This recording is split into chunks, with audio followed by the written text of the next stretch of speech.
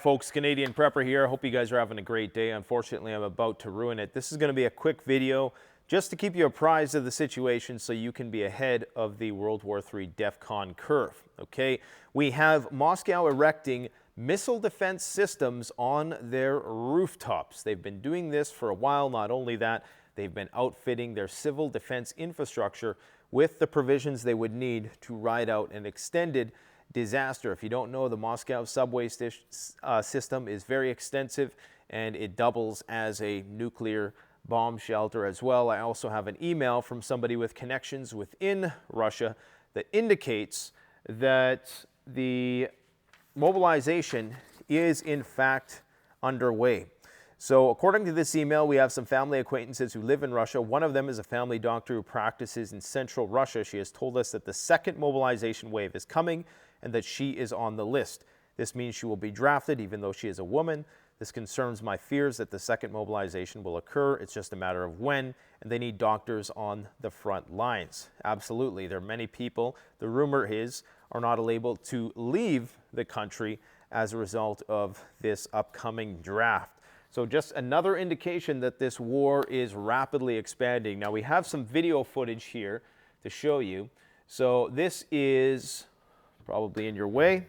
So this is one of the Pantsir 1 air defense radar systems. This is being deployed not too far from Putin's actual residence.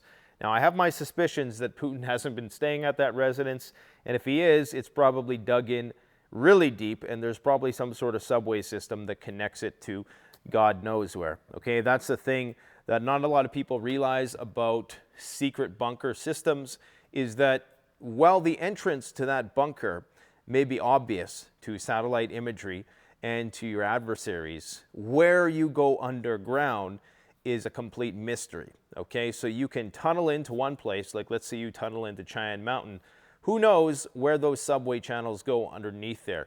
Maybe they go miles and miles away. Okay, speaking of subways, of course, the Moscow subway system does double as a nuclear bunker for their population. I believe they have one of the most extensive subway systems that doubles as a bunker in the world. Now that's just one video. We also have video here of it actually being erected on top of a Moscow building.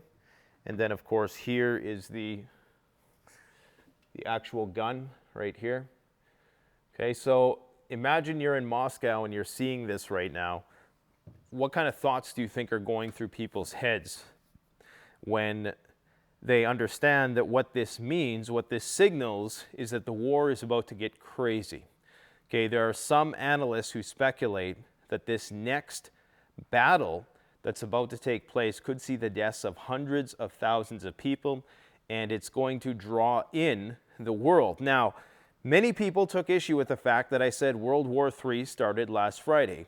That's fine because World War III started long before that.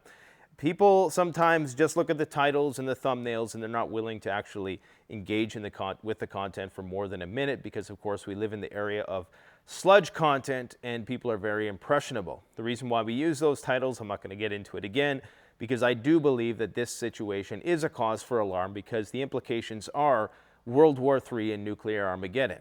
And there is no hyperbole in saying that at this point in time. Now, I want to talk about this tank issue, okay? There are a few theories that I have, and I'm sure other people have floated as well, with respect to why this is such a big deal.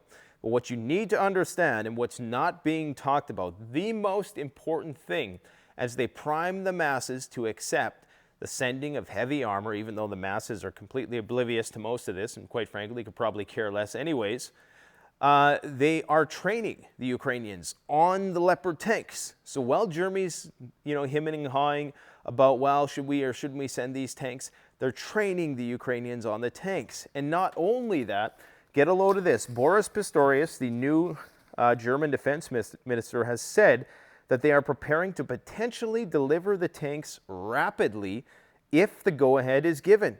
He announced that he had ordered a nationwide tank inspection to determine the number of pieces of the equipment the country has in stock, both in the German armed forces, the Bundeswehr, and at industrial warehouses. That, of course, also would include all of the Leopard tanks that Germany's allies have been given or have purchased over the years, who are more than happy to give their inventory to Ukraine to fight on the front lines, because for them, they're concerned that Russia's sphere of influence will increase if they're able to take over the entire country, and they likely would. Of course, that's not to say that Russia wants to take over the entire country. Now, the question is, why on earth are NATO and the United States so reluctant and hesitant to give tanks to the Ukrainians? That really is the question. Well, there's a few reasons. The first reason is they worry about imminent escalation to nuclear war. That's not one of the reasons that you see here, okay? What I think it might be is because they must be realizing that the Ukrainians are getting an immense amount of military training. They're shedding a lot of blood, but what they're getting is an immense amount of experience in combat. They are arguably, second to only the Russians, the most powerful military and I mean on paper and definitely before the war started, they were the most powerful military numerically on paper next to the Russians. So could it be that they're actually concerned about some sort of rogue elements within Ukraine potentially, doing their own thing? And could they be concerned that Ukraine becomes too powerful if they're given all this technology and weapons?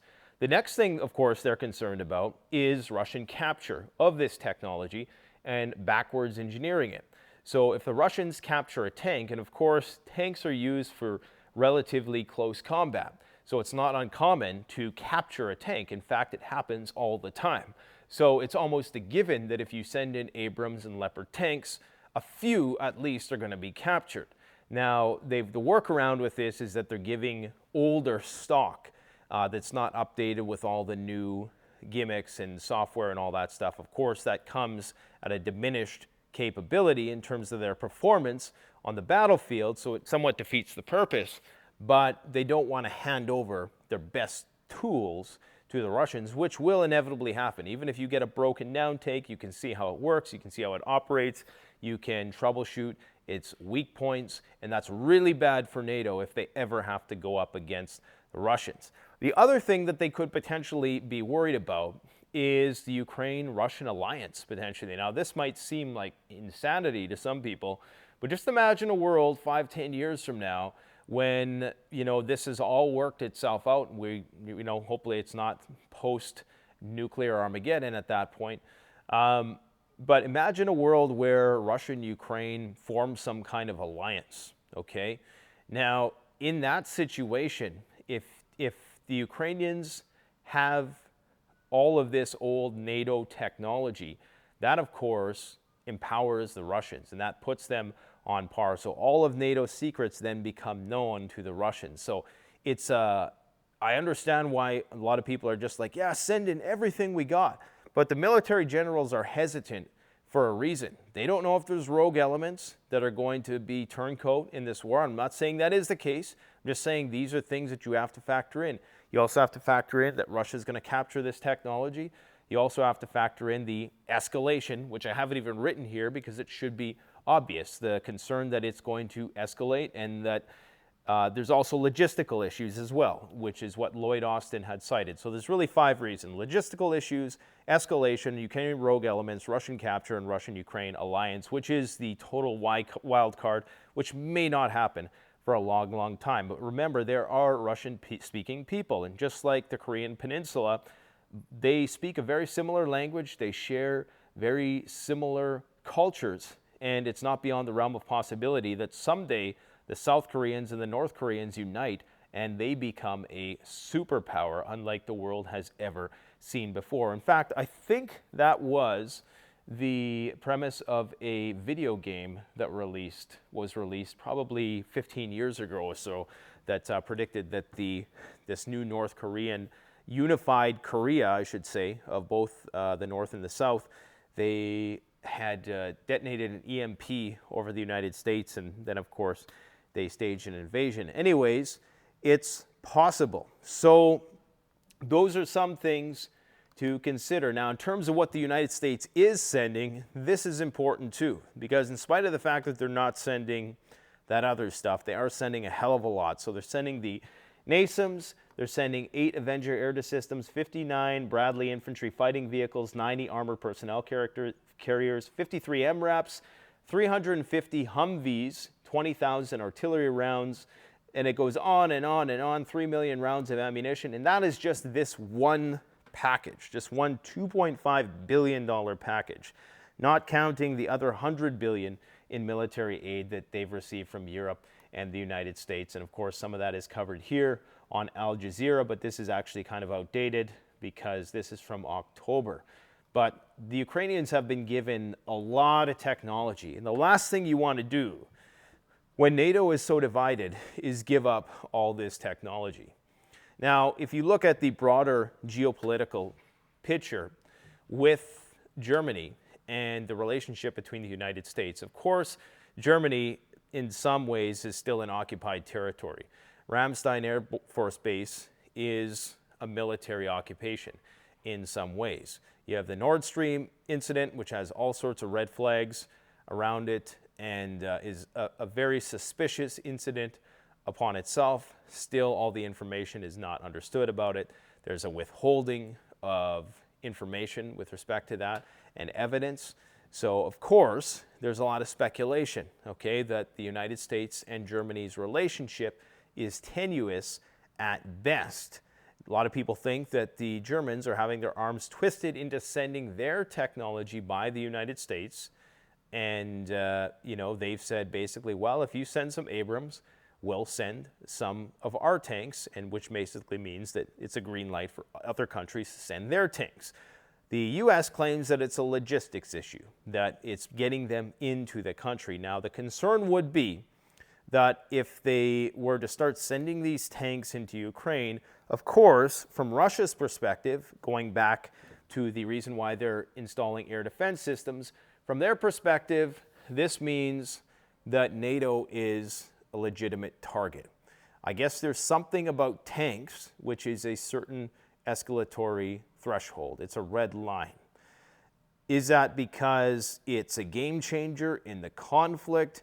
Maybe, maybe not. Some people think that Western tanks aren't even suited to this sort of terrain in Ukraine at all because it's so muddy and there's so much topsoil and they're too heavy and things of that nature. I don't know enough about that to comment. Of course, it is winter. The ground is relatively frozen. So if there ever was a time that these things would be applicable, it would be now. Of course, if the ground is soft, that means the likelihood of them getting stuck in the mud is much, much higher. And if they get stuck in the mud, there's a higher possibility that they're going to be captured by the Russians. So these are all things that need to be factored in, okay? What else do we got going on here? So the U.S. Treasury and John Kirby has decided to designate Russia's Wagner group as a transnational criminal group. Notice how they're not using the term terrorist organization, which they easily could. And they're blaming all the connections with the North Koreans now and the Iranians. They're linking it to Wagner because it's a way around avoiding nuclear conflict. What do I mean by that? Well, John Kirby today is talking about how there's some satellite imagery of rail cars coming from North Korea sending ammunition, probably artillery shells, to the front line to be used by Russian soldiers. But they're saying now that they're sending this stuff directly to the Wagner group. So this privatization of the military-industrial complex kind of absolves nation states of entire culpability for these actions, and it almost creates a bit of a buffer zone for the whole escalation of nuclear war, because then you can say that, well, we're not fighting Russia, a nation state who wields the nuclear weapons, we're fighting Russia's privately contracted group, the Wagner group, so we can target them specifically. So are we entering an age then, or are we going to see perhaps the United States get wise to this and say, you know what, let's just send in a bunch of mercenaries, Blackwater or whoever else, And we're not going to, it's not the USA, it's not the US military, so it might not escalate to the strategic level. Obviously, they're probably doing some of this already. There's a lot of mercenaries on the ground. That's clear as day to anybody paying attention. But just recall that the reason why Biden said he would not declare Russia a state sponsor of terror, because it would effectively be a declaration of war, because there's a lot of obligations militarily that go along with designating someone a state sponsor of terror, a nation state, I should say. So they're reluctant to do that, so they chicken out and they say, well, it's actually the Wagner group who is trading with the North Koreans, not the Russians. They're probably going to say the same thing about the Iranians. It's a nice workaround to try to hold these other countries to task. Now, there has been another fire at a Russian oil depot, and it looks to be an active sabotage. This is widely being reported across Ukrainian media. Why this is so significant with the increased attacks on our own power grids here in North America is it means that these sleeper cells are being activated all over the world to conduct these acts of sabotage behind enemy lines. And according to Ukrainska Pravda, the fire was reported by the Russian Defense Ministry, so there is a possibility that the fuel was intended for military purposes. Now, of course, they're never going to admit to these sabotage activities, because that would be potentially giving away information about who is actually perpetrating the acts, and could potentially, out themselves. But I'm sure the Russians are wise to the fact that this is going on, and it's probably going on here, and it's what happened between Latvia and Lithuania recently. So we're going to see these attacks on critical infrastructure only increase. There's a huge war and huge escalation in this war coming, and people need to be prepared. It's not going to happen overnight. This is something every day that it doesn't escalate to the tactical nuclear level or to the nuclear test level, or what I think is going to happen is just going to be some accidental nuclear discharge, because people, we get so, the DEFCON level ratchets up so high, and people are so hair-triggered with the nukes that something happens accidentally, and that is what triggers nuclear war. Take every day as a blessing to just be able to prepare more. And there's some people who are like, I'm burnt out of this and this and that. Well, that's fine. I mean, you should be enjoying life anyways. I have a channel that does this. This is my job, okay, to inform people. So I don't expect everybody to be entirely consumed by this stuff. I aggregate this information so you don't have to, so you can get it in one place, you can prep, and you can enjoy the rest of your life. You don't have to be entirely fixated and obsessed about this 24/7. But it's good to know, and it's good to be ahead of the curve. And right now, it's not hard to be ahead of the curve. If you pay a modicum of attention to the things going on in the world, to alternative news media websites, of course, watching very critically and skeptically, because there's always political agendas everywhere.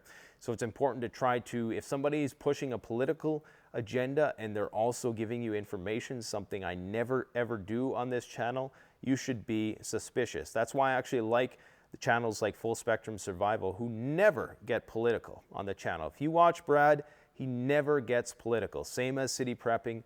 They don't get political on their channels. They just provide you the information, and you are free to come to your own conclusions on how you want to deal with that politically and factor it into whatever ideology you practice.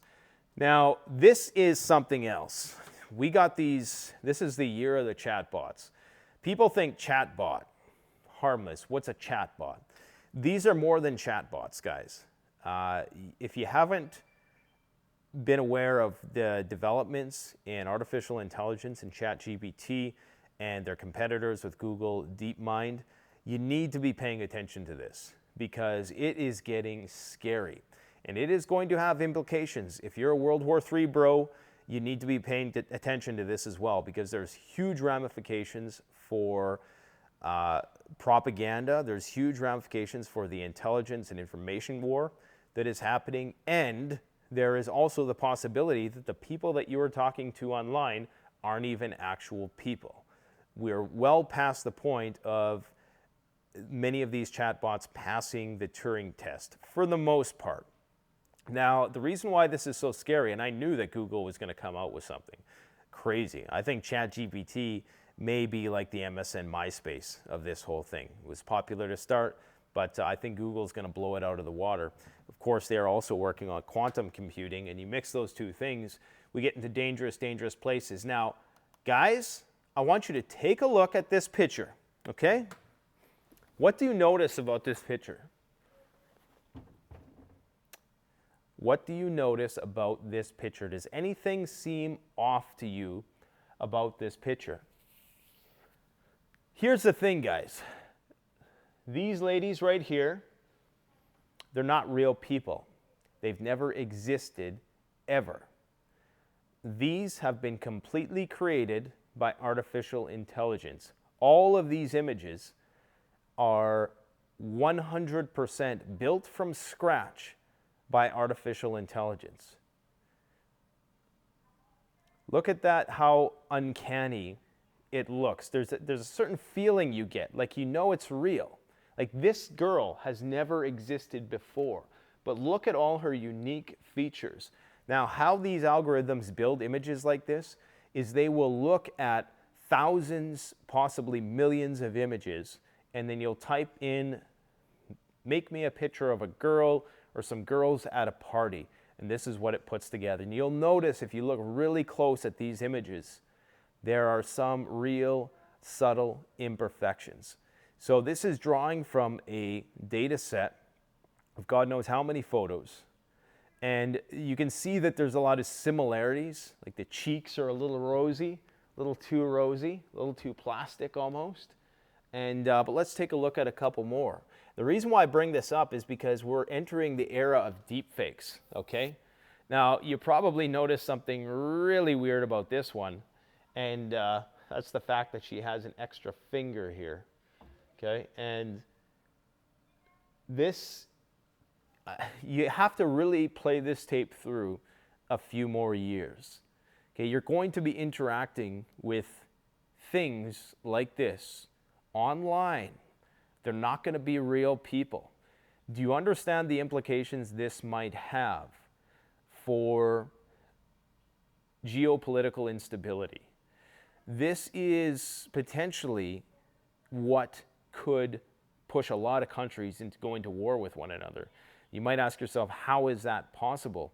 Well, if you get 1 million of these chatbots all active online trying to foment rebellion within a certain country, you think you might even be talking to somebody in a video conference and they're not even a real person, okay? You could have one person, and this is just gonna create a whole new market for scammers, and yeah, it's a brave new world that we're entering with this type of technology. Here's another one. This one is pretty creepy as well, isn't it? And of course, you can see there the dead giveaway is in the immense amount of fingers that this person has. So this AI, and I almost wonder if they do this just to, so, you know, we're still in that uncanny valley, just to not freak people out too much, to show you that it's not as smart as it is. And remember that the programs that we are given are not nearly as good as what's available to Central Intelligence, to the NSA, to DARPA, and a lot of these other military research firms, okay? This is probably the creepiest of all. It looks almost alien in a way. You know what I've always said, and somebody's going to steal this and make a whole documentary about it, but in science fiction movies, they always overestimate the hardware and they underestimate the software. So you see in, the only one that didn't do this was The Matrix. But in many movies, whether it was Star Wars, where you have the Death Star, and the software is the equivalent of like a few buttons on Darth Vader's chest or something like that.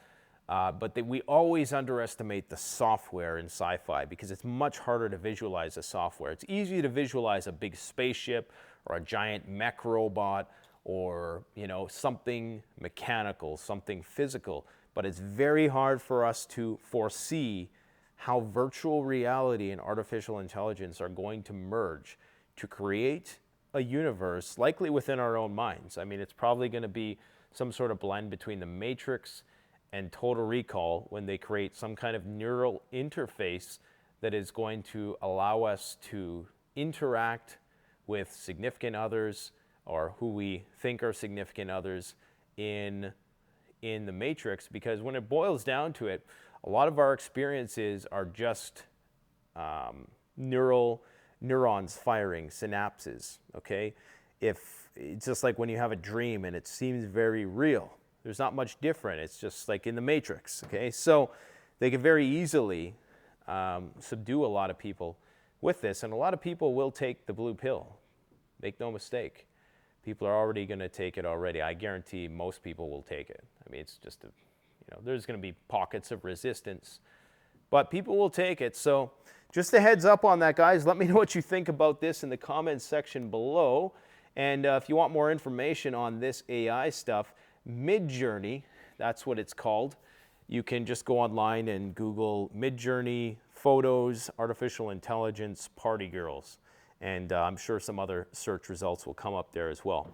Thanks for watching, guys. Don't forget to like, comment, subscribe. If you enjoy the video, the best way to support the channel is to gear up at CanadianPreparedness.com. Before I ever was a YouTuber, I was a prepper, and my life goal was to have a store where I could compile the best survival gear, the highest quality stuff, so that people did not get ripped off and get left out there in the field when they need it most with crappy gear. So go check it out. Links in the description. Thanks for watching. Take care.